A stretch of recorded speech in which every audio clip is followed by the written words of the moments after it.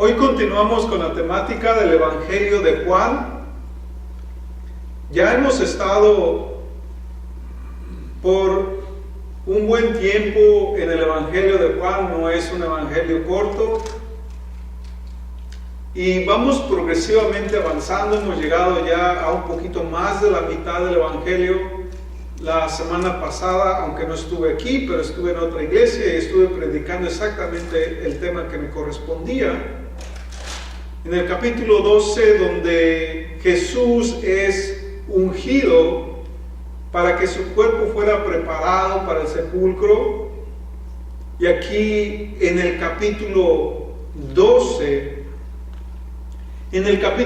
está directamente conectado con el capítulo 11, donde todavía el auge se siente, se está viviendo, porque por primera vez el autor del Evangelio de Juan nos está preparando una plataforma de decir: se han hecho 7 milagros, Cristo hizo 7 milagros, he aquí.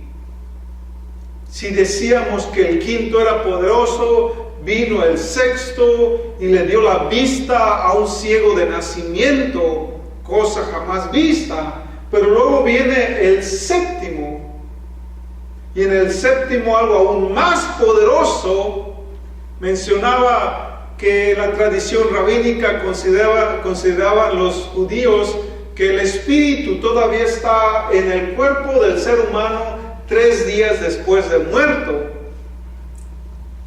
y que de forma intencional Jesucristo tarda en regresar hasta Betsaida, y regresa al 4º día, donde encuentra ya a Lázaro, que había muerto hace 4 días, yendo aún más allá de las creencias locales. Y este gran milagro estaba en la boca de todo mundo. Así es que ahora vamos a ver a partir del versículo 12, Juan capítulo 12, versículo 12 en adelante, para ver la continuación de esta historia y todavía lo que se sigue hablando después. Pero en este caso, el tema principal de este pasaje es la entrada triunfada del Rey. La entrada triunfada del Rey, que nos habla de ese regreso de Cristo a Jerusalén. Así es que vamos a leer a partir del versículo 12. Dice: al día siguiente, cuando oyeron que Jesús venía a Jerusalén, la gran multitud que había venido a la fiesta. Y ahí ponemos una pausa. Aquí la historia precede a cuando María unge a Jesús. Ahora cenaron. Entonces, cuando dice al día siguiente, se refiere al día siguiente de la cena. Después, inmediatamente después de esta unción de María, y 5 días antes de la Pascua, tomando como referencia Juan 12:2, donde se menciona la cena, que seguramente ocurrió el día sábado después de la puesta del sol. Entonces el texto comienza diciendo al día siguiente, o sea, estamos hablando del domingo. Y si se dan cuenta, hasta el día de hoy, en muchas de las iglesias cristianas se sigue celebrando este día, y tal día se llama en nuestra tradición como la entrada triunfal del Rey, o más bien dicho también como el Domingo de Palmas. Entonces, este domingo fue cuando Jesús regresa con sus discípulos, y este regreso, esta entrada a Jerusalén tiene un significado profundo, porque vemos que Jesús, por medio de esta entrada triunfal, indica definitivamente que Él mismo está entregando su vida, que Él mismo está dispuesto a morir voluntariamente, porque antes los milagros los hacía y decía, mira, no lo digas a nadie. Hacía tantos milagros de todo índole, pero no lo publicaba. En varias ocasiones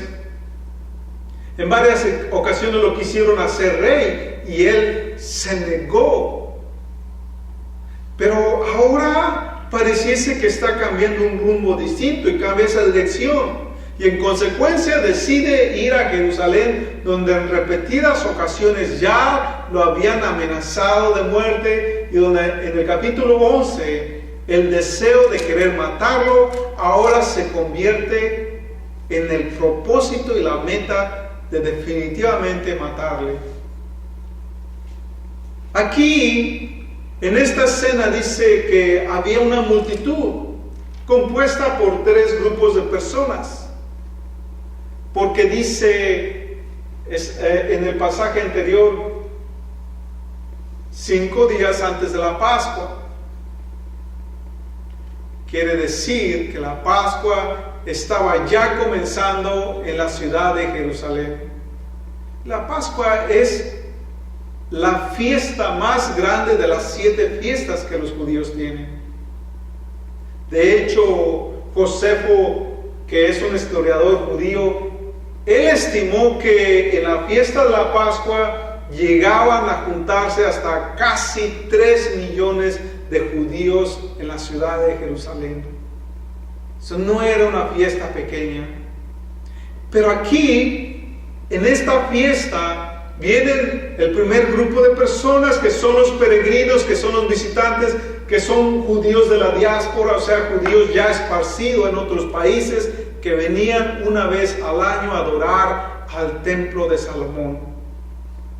El segundo tipo de personas es la gente local, la gente que vivía en Jerusalén, incluso en Galilea, aquellos que presenciaron el gran testimonio de cuando Jesús levantó a Lázaro de entre los muertos, aquellos que al ver la magnitud de estos milagros iban a la par ya con los apóstoles, iban dando testimonio de lo que Jesús acababa de hacer.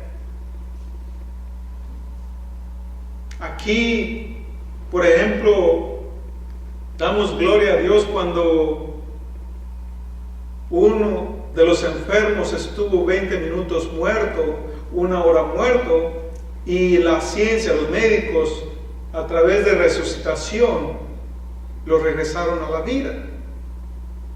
Pero un milagro de 4 días de estar muerto en una zona geográfica donde el calor era intenso y que después en esta zona un día bastaba para que el cuerpo se empezara a descomponer. Ahora estamos viendo un caso de 4 días. La gente estaba dando testimonio de lo que Cristo había hecho. Y también con toda esta gente, un tercer grupo que eran los dirigentes religiosos, los líderes que estaban poniéndose más y más hostil. Esta es la multitud que compone esta muchedumbre. En el 13 dice, tomó ramas de palmera, está hablando de la multitud de la gente, y salió a recibirle y le aclamaban a gritos, Hosana, bendito el que viene en el nombre del Señor, el Rey de Israel. Aquí vemos entonces a Jesús, que en todos los pasajes previos, capítulos, en los sinópticos, Él no buscaba llamar la atención pública. E incluso en Mateo 12:19, fíjense lo que dice, en una profecía mesiánica, no contenderá, ni voceará, ni nadie oirá en las calles su voz. O sea, como decir, el Mesías no vendría con trompetas haciendo alboroto. No fue su estilo. Pero aquí vemos ya una dinámica distinta. Y su entrada a la ciudad es una entrada pública. rodeada por multitudes de personas y que ya estos milagros se habían esparcido como el fuego, como la lluvia cubre los campos de la tierra. Entonces, dice que lo recibieron con palmas. Y es que en la tradición judía, típicamente cuando regresaba un rey de gira o de guerra, había una comitiva donde esta gente cortaba ramas de palma, sauces, palmeras, y comenzaban a agitarla como símbolo de regocijo, como símbolo de prosperidad, e incluso también, aún de acuerdo a un mandato divino dado en Levíticos 23, era símbolo también de la fiesta de los tabernáculos. Pero aquí en este caso están celebrando que finalmente de alguna u otra forma están reconociendo a Jesús como el Rey, como el Mesías, aquel prometido. Tiene mucha importancia. Ahora, no es algo anticuado, porque todavía hacia el futuro, o sea, todavía no ha ocurrido aún en nuestro tiempo cronológico. Juan, el mismo autor de este libro, en visión, fíjense lo que ve en el reino celestial, en la esfera espiritual. Apocalipsis 7:9. Después de esto miré, y aquí una gran multitud, la cual nadie podía contar, de todas las naciones, tribus, pueblos y lenguas, que estaban delante del trono y en la presencia del Cordero, vestidos de ropas blancas y con palmas en las manos. O sea, aún Juan en su visión hacia el final de los tiempos ve una muchedumbre ya no solamente de judíos, sino de todo tipo de gente sobre la faz de la tierra, vestidos de blanco, lavados con la sangre del Cordero, celebrando con palmas en sus manos al Mesías. Entonces, cuando ellos le recibieron, comenzaron eufóricamente a gritar: ¡Hosana! ¡Hosana! El pueblo expresaba un gozo de victoria y de prosperidad. Jesús no había todavía accedido anteriormente a los deseos de los galileos o de otros judíos a querer hacerle rey, pero en esta ocasión su hora había llegado. En esta ocasión no desanimó el entusiasmo de la multitud y está aceptando la aclamación que lo identificaba como el Mesías. El término Hosana es una transliteración hebraica que significa: por favor, sálvanos. O sea, Hosana en la lengua original significa: sálvanos. Salva ahora. Y que a través del tiempo lo convirtieron en un grito de júbilo y de alabanza. Es como muchas las veces en medio de la congregación gritamos: ¡Aleluya! ¡Gloria a Dios! Y algunas personas lo hacen de forma contextual, sabiendo lo que significa. Otras no saben qué significa, simplemente lo hacen como una expresión de alabanza. Bueno, en ambos casos creo que puede ser correcto si la persona sabe el motivo de por qué lo está diciendo. Pero aquí ellos lo usaban como un término de honra, como un término de decir: tú eres el rey de los judíos, tú eres el Mesías esperado. Y los judíos usaron el Salmo 118, donde sacaron estas palabras: Hosana, bendito el que viene en el nombre de Jehová, Rey de Israel. El Salmo 118 es uno de los salmos Gilel, que quiere decir uno de los salmos de alabanza. De hecho, entre los salmos 113 al 118, estos salmos son salmos de alabanza que usaban los peregrinos cuando llegaban a la ciudad amurallada y comenzaban a subir y a entrar hasta llegar al monte Sión. Allí, al entrar en las puertas, comenzaban a recitar estos salmos peregrinos, estos salmos de alabanza. Hosana. Entonces vemos a Jesús ya entrando a la ciudad. Pero aquí quiero agregarle algo que Juan no lo describió, pero que los evangelios sinópticos lo describen.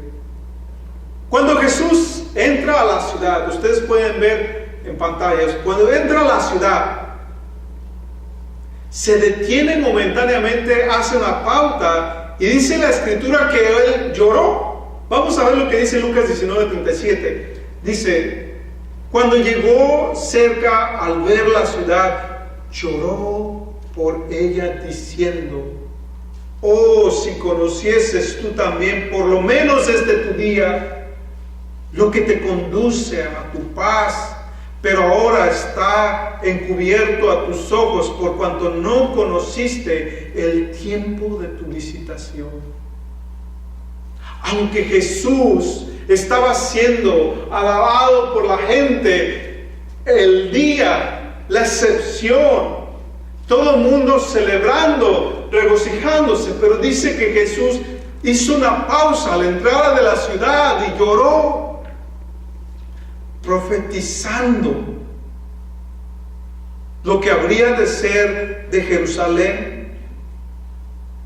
Jerusalén, Jerusalén.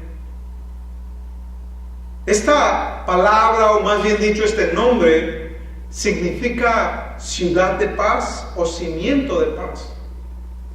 Pero ahora lo que Jesús está diciendo con estas palabras proféticas es que lo que le depararía a Jerusalén sería guerra, sufrimiento, destrucción y un pueblo esparcido, porque no quisieron conocer el tiempo de su visitación.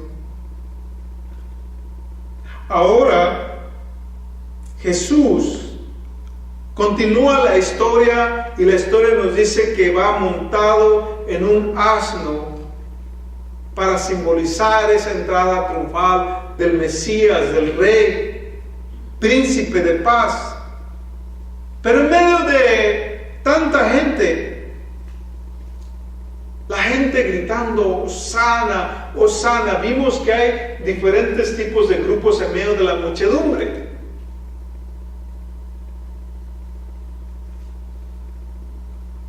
Y solamente basta un grito para contagiar a los demás. No sé si alguna vez alguno de ustedes ha estado en uno de los estadios, aquí o en donde sea, y está jugando la selección mexicana, y alguien por allá empieza a gritar, olé, olé, y ahí se van todos gritando, y la euforia va creciendo, y todo el mundo, olé. Ya por allá sale alguien haciendo la olita, y todos los demás le van mimicando, le van repitiendo. Así también en esta ocasión. No sabemos si alguien comenzó a recitar algo que entendía, porque no falta quien sí entendía lo que estaba pasando, pero la mayoría no entendía. Porque aquella gente que fue contagiada de euforia, aquella gente que estaba gritando Hosana en las alturas, es la misma gente que apenas unos días después estaban gritándole, crucifícale. El contagio de las masas es el contagio a veces del sensacionalismo, del emocionalismo. La palabra siempre nos invita a tener una mente propia. La palabra de Dios siempre nos invita a tener una identidad propia. Que nosotros, yo me quiero ir al cielo. ¿Y por qué te quieres ir al cielo? Porque mis padres me enseñaron eso, porque mis padres me inculcaron eso, porque mis padres me heredaron eso. No es la forma correcta de contestar. La forma correcta es porque he entendido lo que significa el sacrificio de Cristo en la cruz. Y estoy tomando la decisión que yo quiero ser parte de su reino. En el versículo 14 dice: habiendo encontrado Jesús un borriquillo, montó sobre él como está escrito: no temas, hija de Sión, he aquí tu rey viene sentado sobre una cría de asna. En este versículo vemos que comienza la historia con un asno, o la Reina Valera lo dice, un borriquillo, o al final del versículo 15 dice una cría de asna. O más bien y concretamente lo dice en el griego, la palabra burro, pero en diminutivo, que significa burrito, indicando que era un burro nunca antes montado por nadie, y que era un asno joven. El burro está asociado con la búsqueda de la paz, contrario a lo que significa el caballo, que es de guerra. Solo lo que nos dice esta historia es que este rey es un rey manso, pacífico, amable, o como uno de sus nombres lo dice, príncipe de paz. El término Sión se refiere a Jerusalén, porque Sión es el nombre dado a la montaña. Si usted lo puede ver en el mapa que tengo en pantalla, es un mapa topológico. Quiere decir que donde está la parte rosita, donde está la ciudad, era completamente una montaña, y al paso de los siglos le hicieron una planicie en lo alto de la montaña. Por eso se dice Monte Sión. O en este caso, cuando dice hijas de Sión, que se refiere colectivamente a los habitantes de la ciudad de Jerusalén. Entonces Jesús iba arriba de un borriquillo como símbolo del Mesías espiritual y no de un militar. La finalidad de la profecía, cuando se comunicó en primera instancia, era para recordar a los judíos desmotivados, deprimidos, decaídos, cuando regresaron de Babilonia. Porque esta profecía está basada en Zacarías 9:9. Ellos regresaron a una nación destruida, sin templos, sin murallas, las puertas quemadas. Y viene entonces el Espíritu de Dios por medio de la profecía de Zacarías, diciendo: no te desanimes, no temas, porque tu rey vendrá en paz para dar esperanza, no estará la ciudad destruida para siempre. Palabras de confort tanto para los judíos del siglo IV, V antes de Cristo, también como para los judíos del tiempo de Jesús, y también esta profecía que es también para nosotros hasta el día de hoy. No teman, no se desanimen, no estén tristes, porque llegará el día que tu rey regresará. Tremenda palabra profética, tremenda palabra que tiene un alcance eterno, un alcance para nosotros.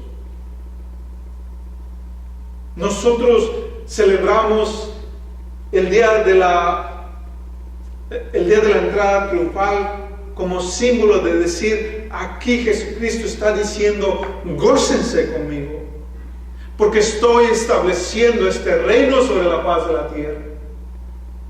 y nosotros reconocemos lo que Cristo está haciendo por su iglesia en nuestras vidas. Quizás a veces nosotros podemos decir, pero eso pasó hace 2000 años, y eso pasó y lo que estoy entendiendo es que habla de los judíos. No. Esta palabra también abarca a su iglesia. Esta palabra es para todos nosotros. Y con todo y eso, a nosotros nos pasa el mismo efecto que a los discípulos de Jesús. En el versículo 16 dice, y sus discípulos no entendieron estas cosas al principio. ¿No nos pasa a nosotros de la misma forma? Cuando comenzamos a caminar con Dios, cuando nos animamos a leer la Biblia, no tiene sentido. No la entendemos. No es nuestro idioma. No está con una gramática española o inglesa. Tiene sus retos. Es aburrido, es arcaico, es antiguo. A veces pasan algunos años y seguimos sin entenderlo. Pero no te entristezcas, no te desanimes, porque es que para eso Cristo fue a la cruz, para que nos dé entendimiento, porque sus discípulos no entendieron al principio, y así también nosotros comenzamos sin entender. En la Biblia se repite el tema de que no puede haber gloria sin haber sufrimiento. Por eso los discípulos no entendían. La multitud, los miles y miles de peregrinos, los judíos locales, nacionalistas, religiosos, tampoco entendían. Mientras ellos agitaban las palmas gritando, Hosana, bendito el nombre del Rey, el nombre del Hijo de David. Ellos tenían en mente que Jesús estaba proclamando ya como Rey. Los judíos ya estaban cansados del yugo romano. Ya querían ser libres. Querían escuchar que de Jesús viniera, agarren sus espadas y vamos a derrocar al imperio romano. Eso era lo que estaba en los corazones de aquellos que estaban convencidos pero no convertidos. Eso era lo que estaba en la mente de los judíos. O si tradujéramos esa expresión, ese anhelo, ese deseo a nuestros días, ¿cómo se vería un anhelo en nuestros corazones? Señor, ¿hasta cuándo me vas a dar mis papeles? ¿Hasta cuándo me vas a dar mi casa? ¿Hasta cuándo me vas a dar mi BMW 2022? Esos son los deseos que rondan nuestro corazón. O si vemos las películas que reflejan la realidad de muchas personas, ¿hasta cuándo me voy a ganar la lotería? Aunque no compre boletos, pero me la quiero ganar. Porque eso es lo que está en los deseos de nuestros corazones. La salvación para nosotros más bien significa comodidad, prosperidad material. Pero aquí Jesucristo nos está llevando a un paso más allá de la prosperidad espontánea o material o de este mundo. Jesucristo está sentando la plataforma para establecer su reino eterno. La entrada triunfal de la salvación, de la cual todos participamos en ella. Todos los que creemos. Entonces debe de morir Él en la cruz para poder entrar a su gloria. De la misma forma, de una o de otra forma, cada vez que le pedimos a Dios respuestas, ¿por qué hay tanto sufrimiento en este mundo? ¿por qué me pasan tantas cosas malas? ¿Por qué permites que sufra? ¿Por qué permites que mis hijos, por qué permites que mi padre, mi madre? Y comenzamos a recriminar, a reprochar a Dios. ¿Por qué? Porque no puede haber gloria sin antes haber sufrimiento.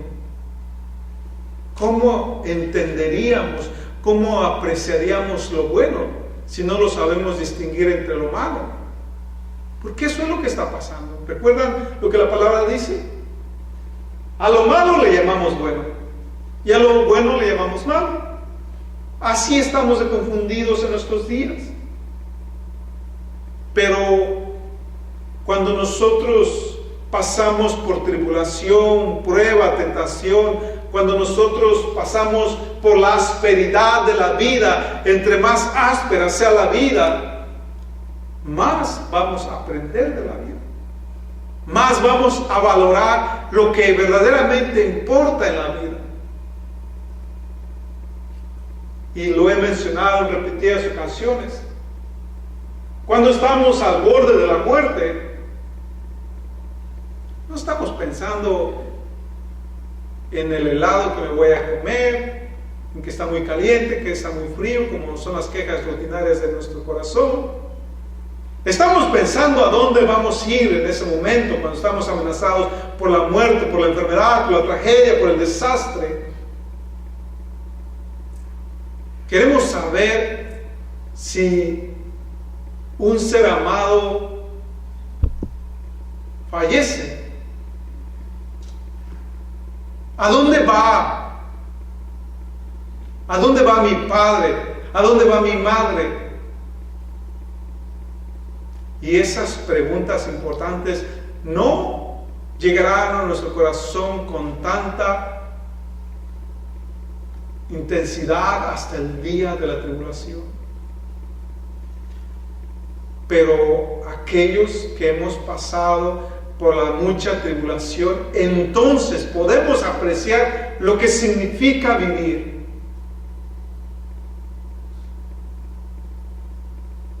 Estamos aquí por las últimas casi ya 2 horas.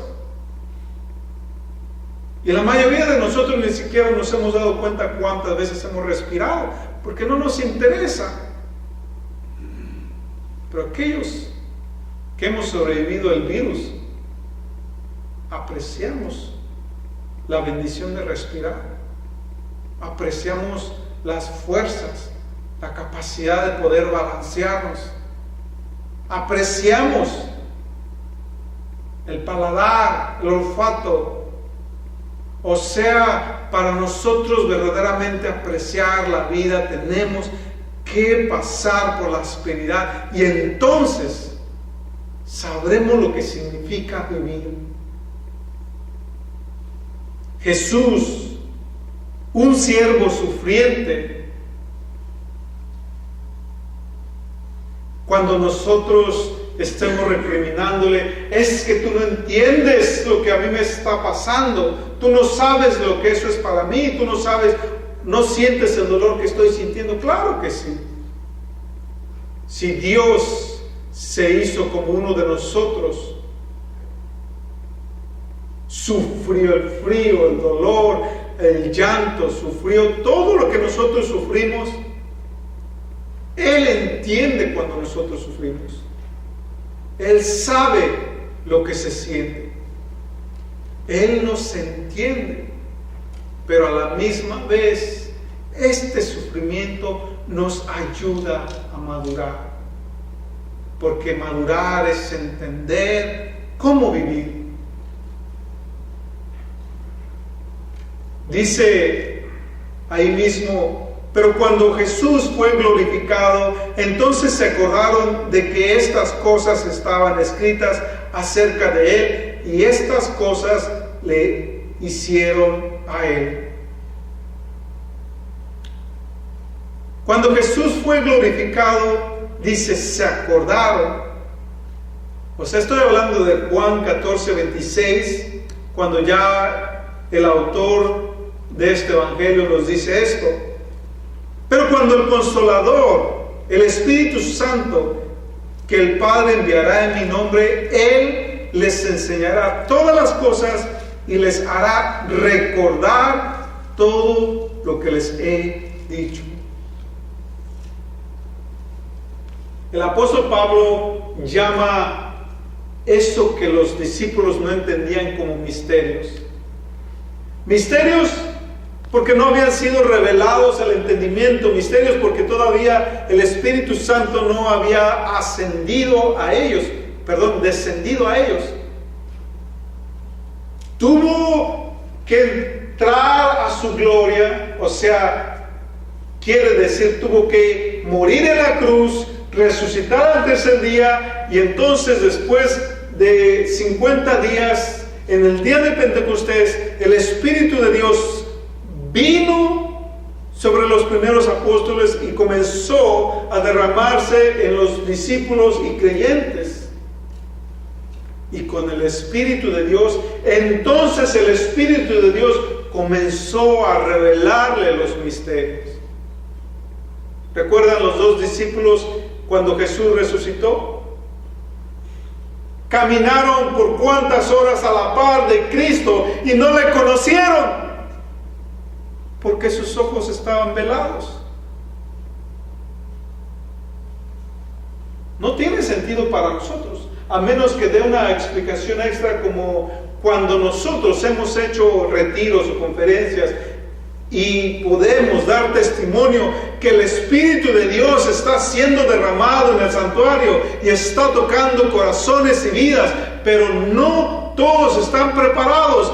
La presencia de Dios puede estar en este santuario, pero no todos están recibiendo la presencia de Dios, porque no todos los corazones están preparados para recibir la presencia de Dios. La presencia de Dios dice que ni la faz de la tierra puede contener su gloria, que ni aún los mismos cielos pueden contener la gloria de Dios. Cuando santificaron el templo de Salomón, los sacerdotes no podían ministrar porque la presencia de Dios era tan fuerte que no podían entrar. Y de la misma forma, la presencia de Dios, cuando viene, llena todo el lugar, mas no todos los corazones, porque no todos los corazones le reciben, no todos los corazones le han entendido. Sin arrepentimiento no hay perdón, sin arrepentimiento no hay salvación, sin arrepentimiento no hay libertador, sin arrepentimiento no hay Espíritu Santo. Por eso los discípulos todavía no entendían el panorama general de lo que estaba pasando. O sea, estoy diciendo que por lo menos pasaron 2 meses para entender este pasaje, para entender lo que significaba, lo que estaba pasando mientras ellos estaban viviendo y siendo parte de la misma historia. ¿No nos ha pasado a nosotros? Dios nos ayudó y aquí hasta como 10 años después, hoy me acuerdo que esto pasó y esto y esto. Y entonces reconocemos que fue Dios. Ahora me pongo a pensar, me pregunto, un día que vaya a la presencia de Dios,